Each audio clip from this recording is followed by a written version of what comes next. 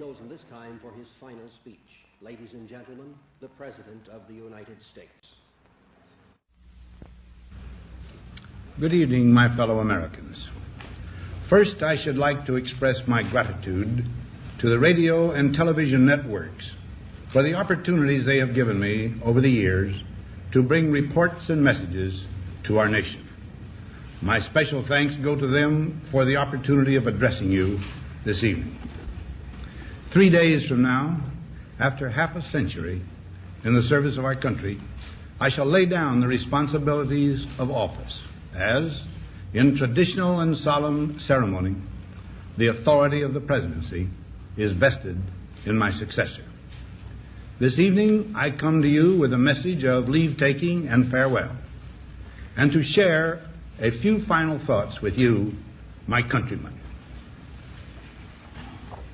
Like every other citizen, I wish the new president and all who will labor with him Godspeed. I pray that the coming years will be blessed with peace and prosperity for all. Our people expect their president and the Congress to find essential agreement on issues of great moment, the wise resolution of which will better shape the future of the nation. My own relations with the Congress, which began on a remote and tenuous basis when, long ago, a member of the Senate appointed me to West Point, have since ranged to the intimate during the war and immediate post-war period, and finally to the mutually interdependent during these past 8 years. In this final relationship, the Congress and the administration have, on most vital issues, cooperated well to serve the nation good rather than mere partisanship, and so have assured that the business of the nation should go forward. So my official relationship with the Congress ends in a feeling, on my part, of gratitude that we have been able to do so much together. We now stand 10 years past the midpoint of a century that has witnessed 4 major wars among great nations. 3 of these involved our own country. Despite these holocausts, America is today the strongest, the most influential, and most productive nation in the world. Understandably proud of this preeminence, we yet realize that America's leadership and prestige depend not merely upon our unmatched material progress, riches, and military strength, but on how we use our power in the interest of world peace and human betterment. Throughout America's adventure in free government, our basic purposes have been to keep the peace, to foster progress in human achievement, and to enhance liberty, dignity, and integrity among peoples and among nations. To strive for less would be unworthy of a free and religious people. Any failure traceable to arrogance or our lack of comprehension or readiness to sacrifice would inflict upon us grievous hurt, both at home and abroad. Progress toward these noble goals is persistently threatened by the conflict now engulfing the world. It commands our whole attention, absorbs our very beings. We face a hostile ideology, global in scope, atheistic in character, ruthless in purpose, and insidious in method. Unhappily, the danger it poses promises to be of indefinite duration. To meet it successfully, there is call for not so much the emotional and transitory sacrifices of crisis, but rather those which enable us to carry forward steadily, surely, and without complaint, the burdens of a prolonged and complex struggle with liberty, the stake. Only thus shall we remain, despite every provocation, on our charted course toward permanent peace and human betterment.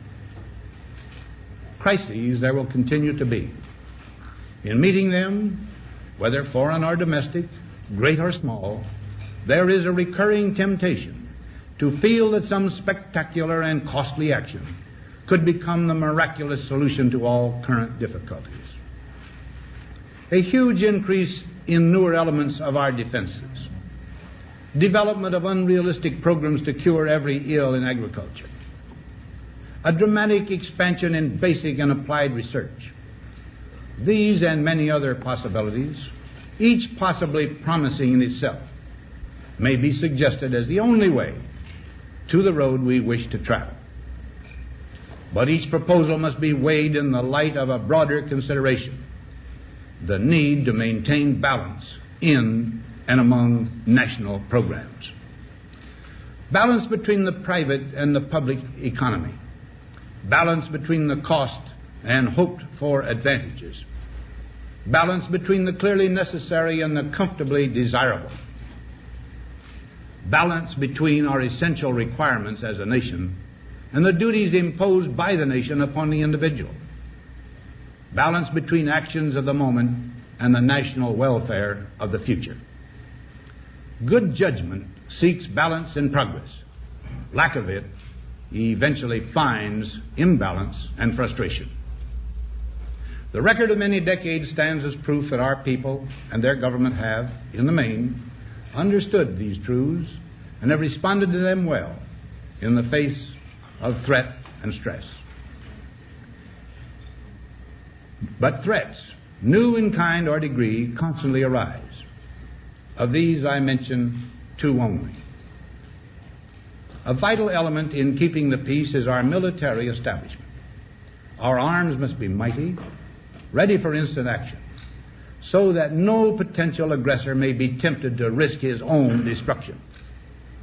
Our military organization today bears little relation to that known of any of my predecessors in peacetime, or indeed by the fighting men of World War II or Korea. Until the latest of our world conflicts, the United States had no armaments industry.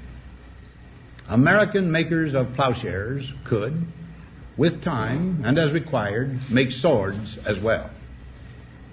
But we can no longer risk emergency improvisation of national defense. We have been compelled to create a permanent armaments industry of vast proportions. Added to this, 3.5 million men and women are directly engaged in the defense establishment. We annually spend on military security alone more than the net income of all United States corporations. Now, this conjunction of an immense military establishment and a large arms industry is new in the American experience. The total influence, economic, political, even spiritual, is felt in every city, every state house, every office of the federal government. We recognize the imperative need for this development, yet we must not fail to comprehend its grave implications. Our toil, resources, and livelihood are all involved. So is the very structure of our society. In the councils of government, we must guard against the acquisition of unwarranted influence, whether sought or unsought, by the military-industrial complex. The potential for the disastrous rise of misplaced power exists and will persist.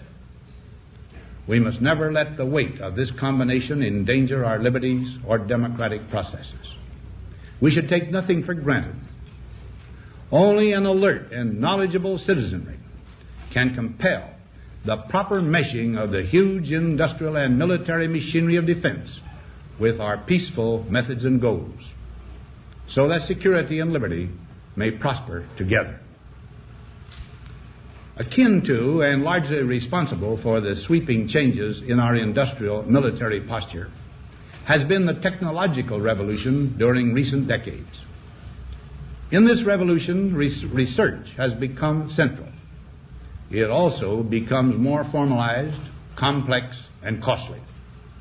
A steadily increasing share is conducted for, by, or at the direction of the federal government.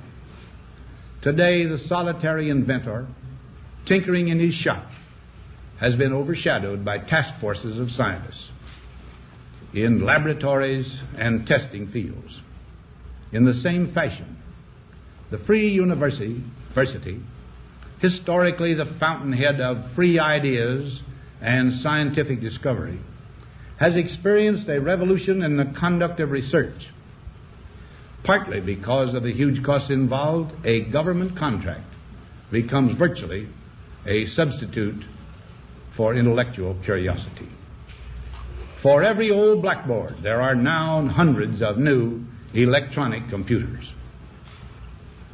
The prospect of domination of the nation's scholars by federal employment, project allocations, and the power of money is ever present and is gravely to be regarded. Yet in holding scientific research and discovery in respect, as we should, we must also be alert to the equal and opposite danger that public policy could itself become the captive of a scientific, technological elite. It is the task of statesmanship to mold, to balance, and to integrate these and other forces, new and old, within the principles of our democratic system, ever aiming toward the supreme goals of our free society. Another factor in maintaining balance involves the element of time. As we peer into society's future, we, you and I, and our government must avoid the impulse to live only for today, plundering for our own ease and convenience the precious resources of tomorrow. We cannot mortgage the material assets of our grandchildren without risking the loss also of their political and spiritual heritage. We want democracy to survive for all generations to come, not to become the insolvent phantom of tomorrow. During the long lane of the history yet to be written, America knows that this world of ours, ever growing smaller, must avoid becoming a community of dreadful fear and hate, and be instead a proud confederation of mutual trust and respect. Such a confederation must be one of equals. The weakest must come to the conference table with the same confidence as do we, protected as we are by our moral, economic, and military strength.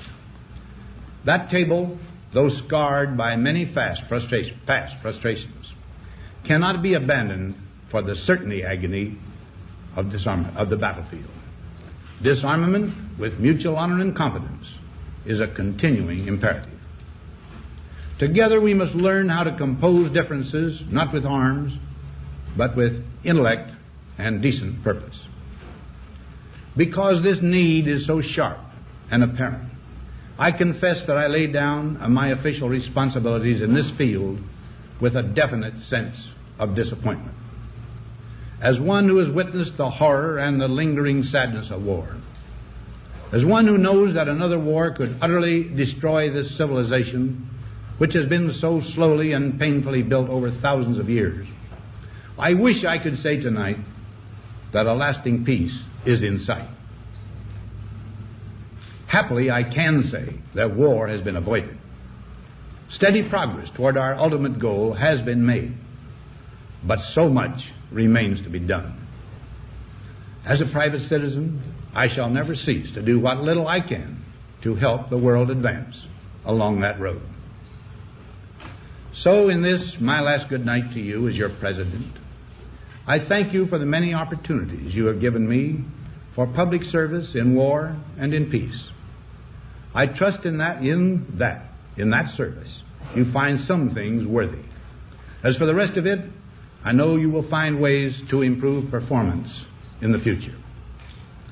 You and I, my fellow citizens, need to be strong in our faith that all nations under God will reach the goal of peace with justice. May we be ever unswerving in devotion to principle, confident but humble with power, diligent in pursuit of the nation's great goals. To all the peoples of the world, I once more give expression to America's prayerful and continuing aspiration. We pray that peoples of all faiths, all races, all nations may have their great human needs satisfied, that those now denied opportunity shall come to enjoy it to the full, that all who yearn for freedom may experience its spiritual blessings. those who have freedom will understand also its heavy responsibility. That all who are insensitive to the needs of others will learn charity, and that the sources, scourges of poverty, disease, and ignorance will be made disappear from the earth. And that in the goodness of time, all peoples will come to live together in a peace guaranteed by the binding force of mutual respect and love. Now, on Friday noon, I am to become a private citizen. I am proud to do so. I look forward to it. Thank you, and good night.